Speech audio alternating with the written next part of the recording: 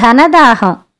హారూన్ అల్ రషీద్ బాగ్దాదులో ఖలీఫాగా ఉండగా ఆయన దివాణంలో హసన్ అనే పనివాడు ఉండేవాడు.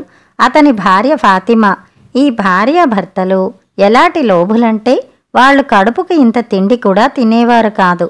హసన్ తెచ్చుకునే జీతం డబ్బు దాచి కుక్కలు కూడా తిననంత హీనమైన తిండి తిని బతుకుతూ నరకకూపంలాంటి ఇరుకు కొంపలో జీవిస్తూ ఆ దంపతులు ఏళ్ల మీద 2 సంచుల బంగారం కూడబెట్టారు.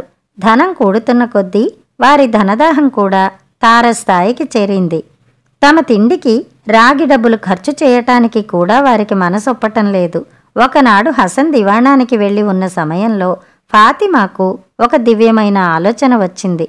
ఆమె తాను వాడుకగా వెళ్లే కిరాణా దుకాణాలకు వెళ్ళి తన భర్తను అకారణంగా ఖైదు చేశారని దుకాణదార్లతో చెప్పుకుని వలవలా ఏడ్చింది. తాను ఒంటరిదైపోయిందని, తన వద్ద రాగి డబ్బు లేదని, తన బతుకు బండలైందని వారితో మొరపెట్టుకుంది. దుకాణదార్లు ఆమె పైన దయతలిచి ఆమెకు కావలసిన ఆహారం ఉచితంగా ఇచ్చారు. కానీ ధర్మస్వరూపుడని పేరు పొందిన ఖలీఫా హసన్కు అంత అన్యాయం ఎలా చేశాడో వారికి అంతుపట్టలేదు. ఆ రాత్రి ఫాతిమా హసన్లకు తమ భోజనం అమృతంలాగుంది. ఎందుకంటే అది ఉచితంగా లభించింది. ఇలా కొన్నాళ్లు దుకాణదారులు ఫాతిమాకు ఉచితంగా ఆహారం సరఫరా చేసి చివరకు, చూడు ఫాతిమా, ఇలా ఎంతకాలం సాగుతుంది నీకు? అసలు నీ భర్తను ఎందుకు ఖైదు చేశారో వివరాలు చెప్పు, అతని విడుదలకు కృషి చేస్తాం అన్నారు. ఫాతిమా కంగారు అభినయించి, మీ పుణ్యం ఉంటుంది, ఈ మాట ఖలీఫా గారి దాకా పోనివ్వకండి, కొంపలు అంటుకుంటాయి అంటూ ఏడ్చింది. అలా అయితే మీ బంధువులు కూడా నీకు సహాయపడతారేమో అడిగి చూడు అన్నారు దుకాణదారులు.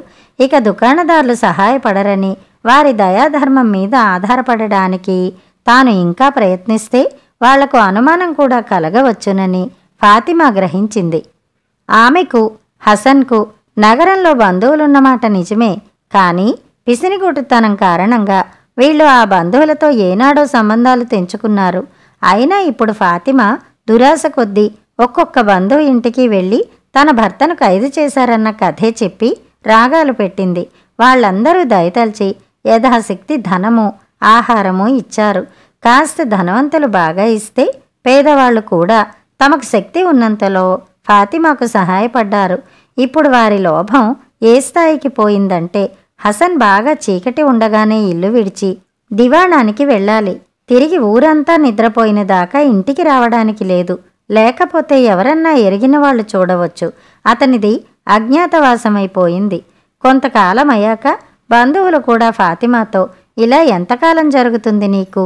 మేమంతా సహాయం చేస్తాం, నువ్వు వెళ్ళి ఖలీఫా కాళ్లపైన పడు, నీ మొగుడు విడుదల అవుతాడు అన్నారు. అమ్మయ్యో, ఇంకేమన్నా ఉందా? ఈ మాట ఖలీఫా వింటే నా మొగుడి పీక తెగిపోదా అన్నది ఫాతిమా. ఇక బంధువుల మీద పడి తినే అవకాశం కూడా పోయింది. ఆ రాత్రి దంపతులిద్దరూ కూర్చొని ఆలోచించారు. దొంగతనాలు చెయ్యటం ఒక్కటే మిగిలింది. దివాణంలో కెంపులు కొల్లలుగా ఉండేవి. హసన్ మర్నాడు ఇంటికి వచ్చేటప్పుడు ఒక కెంపును నోట్లో దాచుకుని తెచ్చి తన భార్యకిచ్చాడు. మనకు ధనికులైన బంధువులున్నారు, ఈ కెంపు వారిదని చెప్పి అమ్మి బంగారం తెస్తాను అన్నది ఫాతిమా. ఫాతిమా అమ్మ చూపిన కెంపు చాలా విలువైనది కావటం చేత వర్తకుడు ఆమెకు డబ్బిచ్చినా తన మనిషి చేత ఆ కెంపును దివాణానికి పంపి, ఈ కెంపు తమ జవహరీలోదేమో చూడండి అని ఖలీఫాకు కబురు చేశాడు. వెంటనే దొంగతనం బయటపడిపోయింది. హసన్ ఇంటికి రాజభట్లు వచ్చి ఇల్లు సోదా చేసి అక్కడ ఉన్న 2 బంగారం సంచులను తీసుకుని ఫాతిమా, హసన్లకు బేడీలు తగిలించి తీసుకుపోయి ఖలీఫా ముందు పెట్టారు. ఖలీఫా హసన్ను చూసి, దివాణంలో చోరీ చేసినందుకే నీ తల తీయించవచ్చు, కానీ నీ భార్య అబద్ధాలాడి దయాపరులైన దుకాణదారుల వద్ద, బంధువుల వద్ద చాలా ద్రవ్యం కాజేసింది. మీ దగ్గర ఇంత బంగారం ఉండి కూడా మీరు ఇంతమంది వద్ద దోపిడీలు చేశారు. ఇందుకు మీ ఇద్దరికీ న్యాయంగా మరణదండన విధించాలి. కానీ నేను అంత క్రూరమైన శిక్ష విధించను. నేను మీకు విధించే శిక్ష ఏమిటంటే, మీరు ఈ బంగారు సంచులను చెరొకటి మెడకు కట్టుకుని ఉండాలి. ఏ పరిస్థితుల్లోనూ వాటిని ఊడదీయరాదు అన్నాడు. తమకు శిక్ష చాలా తేలికలో పోయిందని ఆ దంపతులు సంతోషించారు. రాజభటులు 2 బంగారు సంచులను వారి మెడలకు బంధించి వారిని ఇంటిదాకా సాగనంపడానికి వెంట వచ్చారు. కొంత దూరం నడిచాక ఇద్దరికీ సంచుల బరువుతో మెడలు పడిపోయి బాధ కలగసాగింది. వారు వెళ్ళాక ఊళ్ళో వర్తకులందరికీ ఖలీఫా ఒక తాకీదు పంపి హసన్ ఫాతిమాల బంగారాన్ని ఎవరూ ముట్టరాదని, ఆ బంగారం తీసుకుని వారికేమీ ఇవ్వరాదని తెలియచేశాడు. అంతేకాక అస్తమానము వారిద్దరి వెంట 4 విడిస్తే 4 రక్షకభటులుండేటట్టు కూడా ఖలీఫా ఏర్పాటు చేశాడు. హసన్ ఫాతిమాలు ఎక్కడికి వెళ్ళినా ఎవరూ వారి బంగారం తీసుకోరు, వారికి ఆహారం అమ్మరు.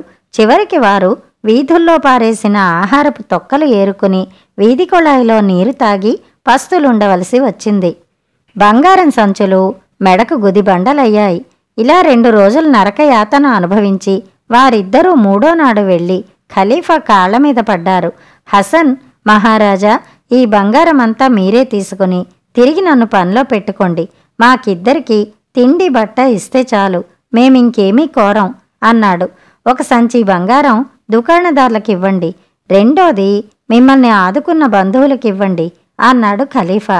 ఆయన వాళ్ళిద్దరికీ మంచి ఇల్లు, బట్టలు ఏర్పాటు చేసి హసన్ను తిరిగి పనిలోకి తీసుకుంటూ, పిచ్చివాళ్లలారా, కొనుగోలు శక్తి తప్ప బంగారానికి మరో విలువ ఏముంది? ఇకనైనా మీ ఇద్దరూ సుఖంగా బతకటం నేర్చుకోండి అన్నాడు. కథ సమాప్తం. కథ కంచికి, మనం ఇంటికి.